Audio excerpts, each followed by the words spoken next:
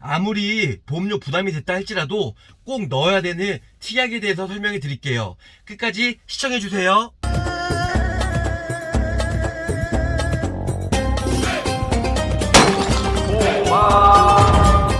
굿모닝, 보험왕입니다. 반갑습니다. 자, 요즘에 보험 리모델링 혹은 증권 분석을 요청하신 분들이 많이 계세요. 정말로 다시 한번 감사 말씀드립니다.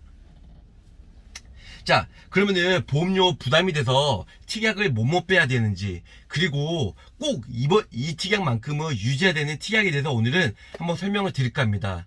또 다르게 얘기하면 보험이 하나도 없는 사회초년생께서 일단 보험료가 부담이 되면 또 안 되잖아요. 왜냐면 사회초년생분들은 앞으로 어떻게 될지 모르니까. 그래서 이 정도, 최소한 이 정도는 유지해야 되는 어떤 특약에 대해서 한번 제가 설명을 드릴게요. 먼저 보험가입 시 가장 중요한 상해 후유장이에요. 상해 후유장에는 뭐 50% 후유장에도 있고 80% 이상도 있고요. 그리고 3%부터 100%까지도 있어요. 그런데 아무리 보험료가 부담이 됐다 할지라도 상해 후유장이죠. 3%부터 100%이 특약은 꼭 유지를 하시는 게 좋을 것 같아요. 상해 후유장에는 뭐 100만원부터 많게는 3억, 또 중복가입해서 최고 9억까지 지금 현재 손해보험 업계 기준으로 그렇게 가입이 되는데요. 그런데 상해 후유장에 물론 어떤 분들은 상해 후유장애가 뭐 장애 뭐 진단이나 아니면은 뭐 장애인 판정을 받아야 받을 수 있다고 생각을 해요. 상해 후유장애는 말 그대로 뭐냐면 상해로 인해서 내가 예를 들어서 뭐 디스크나 아니면 골절상 당했다. 그래서 정상적으로 생활을 못할 때 꼭 수술을 해야지만 아니고요. 이제 상해로 인해서 다쳐가지고 6개월 정도 지나면 상해 후유장애 진단서가 발급이 돼요. 근데 뭐 정상적으로 활동하면 뭐 안 할 수도 있겠죠. 근데 상해로 인해서 정상적으로 생활을 못할 때는 이제 퍼센테이지죠. 뭐 3%부터 100%까지 나올 수 있다는 건데요. 예를 들어서 상해로 인해서 뭐 디스크 진단을 받았어요. 그럼 뭐 3%부터 5% 정도, 정말 심하면 10% 정도 나올 수도 있고요. 아니면 골절을 당했는데 뭐 정말 정상적으로 뭐 팔이나 아니면 손가락이 제대로 굽혀지지 못했다. 그럴 때도 뭐 3% 5% 정도 진단을 받을 수 있고요. 아니면 내가 가다가 넘어졌는데 왼쪽 오른쪽 인공관절 수술을 했어요. 그러면은 한쪽당 25%, 뭐 20%에서 25% 정도 나오고요. 예전에 30%까지 나왔는데 지금 30% 아니더라도 뭐 20%에서 25% 나올 수 있는, 그래서 매 사고 시마다 일단 3%부터 100%까지 가입 금액 곱하기 지급료로서 지급이 된다는 거죠. 예를 들어서 제가 상해 후유장애가 1억이 있어요. 근데 제가 상해 후유장애를 10% 진단을 받았다. 그럼 1000만원 받을 수 있다는 겁니다. 그래서 상해 후유장애 특약은 보험료 자체가 얼마 안 하기 때문에 일단 넣어두신 게 좋으실 것 같아요. 가성비 대비요. 자, 두 번째는 골절 진단금이에요. 우리가 골절 진단은 많이 흔하게 받을 수 있잖아요. 내가 넘어졌던 간에, 아니 흔하게 요즘에 또 봄철이다 보니까 골프 많이 치잖아요. 골프 칠 때 정말 갈비뼈가 실금이 갈 수도 있고요. 여러 가지 골절상을 받을 수 있는데요. 골절 진단금은 적게는 20만원에서 많게는 50만원 혹은 뭐 70만원 100만원까지 나오는 특약도 있어요. 그래서 그런 특약들을 준비를 해 두셔도 나쁘진 않다는 겁니다. 자, 세 번째는 뭐냐면 바로 질병수습이에요. 질병수습 같은 경우는 가입 금액이 어린이 보험은 50만원, 성인 보험은 30만원 가입이 되는데요. 어떤 분들은 실손보험에서 보상이 되니까 수술비가 굳이 있을 필요가 있어? 혹은 질병수습이 고작 30만원 밖에 안 되는데 이 특약을 넣어야 될까? 근데 보험료는 생각보다 비싸.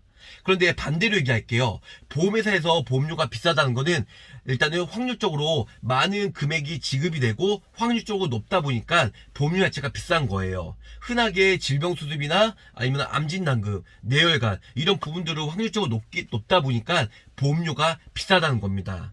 그래서 질병수습비 같은 경우는 30만원이라고 할지라도 모든 질병에 대해서 보장이 되기 때문에 질병수습비는 꼭 넣어야 된다는 거죠. 자, 네 번째는 뭐냐면 가배책 혹은 일배책이에요. 가족생활 배상 책임 특약 아니면 일상생활 배상 책임 특약인데요. 이 특약은 똑같은 내용이에요. 그런데 일상생활 배상 책임 특약은 나랑 배우자만 되는 거고, 그 다음에 가족생활 배상 책임 특약은 가족끼리 등본 내 거주지에 되는 가족 모두가 보장이 된다는 겁니다.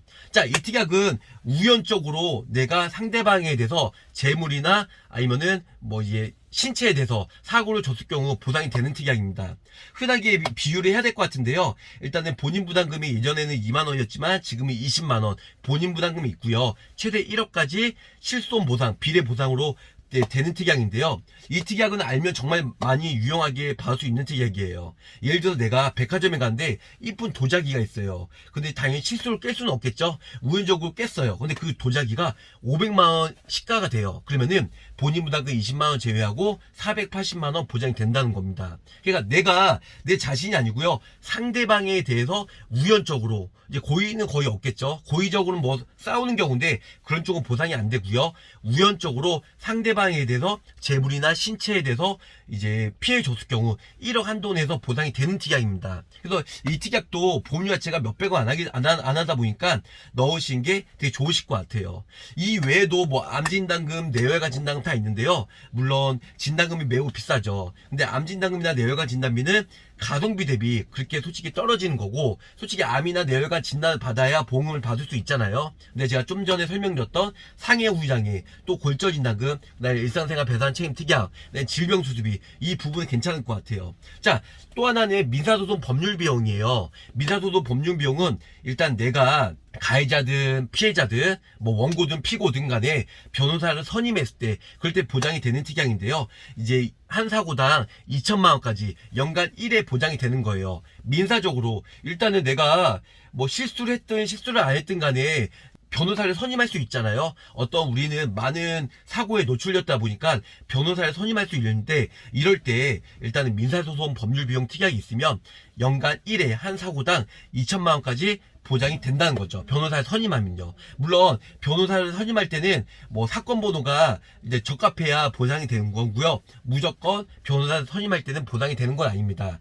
일단은 변호사 선임할 때는 여러 가지 이런 사고 사건이 이제 여기 있어야 이제 변호사 선임할 때 2천만 원으로 실손 보상이 된다, 이렇게 설명을 드릴 수 있을 것 같아요. 자, 오늘은 제가 가장 중요한 원포인트죠. 이제 가성비 대비 꼭 보험료가 부담이 됐다 할지라도 넣어야 되는 특약 몇 가지만 말씀드렸는데요. 뭐 이거 외에도 여러 가지가 있어요. 뭐 화상 진단비도 있고 뭐 골절 수술비도 있고. 그런데 이런 특약들은 넣어도 솔직히 상관없지만 화상 진단비는 솔직히 심재성 2도예요. 예, 화상 진단비도 심재성과 표재성이 있는데 심재성 2도 화상이어야 보상이 되기 때문에 무조건 화상이 됐다고 보상이 되는 건 아니에요. 그래서 일단은 화상 진단비는 보험료가 저렴하다 할지라도 솔직히 패스하고요. 뭐 골절 수술비도 솔직히 있으면 좋지만 골절로 인해서 수술할 확률보다 진단의 확률이 높기 때문에 골절 수술비도 제가 패스해 드렸어요. 이 나머지도 암 수술비, 뇌혈관 수술비, 허혈성 수술비 여러 가지가 있지만 그 부분들은 솔직히 가성비 대비 솔직히 극히 드물고요. 또 하나는 요즘에 작년부터 나왔던 일단은 표적 항암 약물 치료비, 이 특약을 넣으시면 좋을 것 같아요. 예전에는 10년 갱신이고 지금은 20년 갱신이긴 하지만 일단은 표적 항암 약물 치료비는 보험료 대비 정말 저렴하고요. 그리고 일단은 표적 항암 약물 치료비는 거의 모든 사람들이 암 진단금이나 암보험 가입할 때 넣긴 하거든요. 요즘에는 2세대나 3세대죠. 예전에는 정말로 그 암세포만 죽이는 게 아니고 정상세포도 죽이는 화학치료다 보니까 막 머리 빠지고 구토하고 막 치아 빠지고 이렇게 되잖아요. 근데 요즘 같은 경우는 암세포만 죽이는 일단은 표적항암 약물치료비 이런 치료를 많이 받아요. 그런데 1년간 거의 5천만에서 1억까지 되기 때문에 비급여, 그래서 실손보험으로 커버가 안 되기 때문에 암 진단금으로 이제 표적항암 약물 치료를 쓸 때 넣어야 되는데, 일단은 요즘에는 5천만에서 많게는 7천만원 표적항암 약물 치료비 특약이 있다 보니까 보험료도 그렇게 비싸지 않아요. 그래서 이 특약도 제가 추천을 해드리고 있습니다. 자, 오늘은 보험료가 부담이 됐다 할지라도 가성비 대비 꼭 넣어야 되는 특약 몇 가지 항목에 대해서 제가 추천을 해드렸고요. 다음 시간에는 이제 불필요한 특약, 이제 꼭 넣지 말아야 되는 특약에 대해서 제가 설명을 드리도록 하겠습니다. 자, 내용이 좋으셨으면 구독, 좋아요, 알림 설정 꼭꼭 부탁드리고요.